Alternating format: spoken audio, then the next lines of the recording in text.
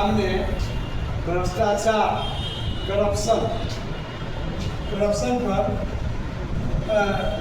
कुछ कहने जा रहे हैं। एक निबंध लिखने के लिए हिंदी में पढ़ाया आता है। जैसे मान लो तुमको भ्रष्टाचार, शिक्षा, आजीविका, कौशल, राष्ट्रीय एकता, पर्यटन का तो टॉपिक दिया हुआ है। इसमें से किसी एक टॉपिक पर अपनी भाषा में लिखना है और जो भाषा जो है थोड़ा इफेक्टिव हो, प्रभावी हो और सुंदर हो, सरल हो, अपनी भाषा हो, कॉपी नहीं करना है। भ्रष्टाचार शब्द के योग में दो शब्द आता है, भ्रष्ट और आचरण। भ्रष्ट का अर्थ है बुरा या बिगड़ा हुआ और आचरण का अर्थ होता है, आचरण या भ्रष्टाचार का शाब्दिक अर्थ हुआ कि वह आचरण जो किसी प्रकार से अनैतिक और अनुचित है। हमारे देश में भ्रष्टाचार दिनों दिन बढ़ता जा रहा है।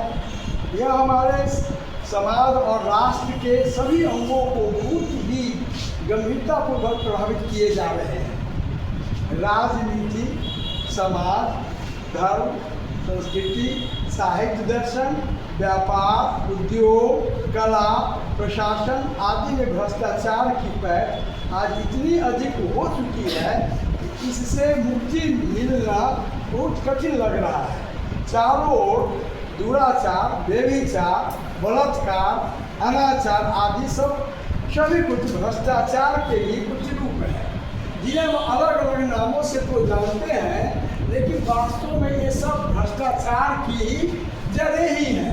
अन्याय और निष्पक्षता के अभाव में भ्रष्टाचार का जन्म होता है। जब प्रशासन या समाज किसी व्यक्ति या वर्ग के तब इससे प्रभावित हुआ व्यक्ति या वर्ग अपनी दुर्भावना को भ्रष्टाचार को उत्पन्न करने में लगा देता है। इस तरह से जातीयता आदि के फल से भ्रष्टाचार का जन्म होता है, जिससे चोर बाजारी, सीना गोरी, दल बदल, रिश्वतखोरी अवस्थाएं प्रकट होती है।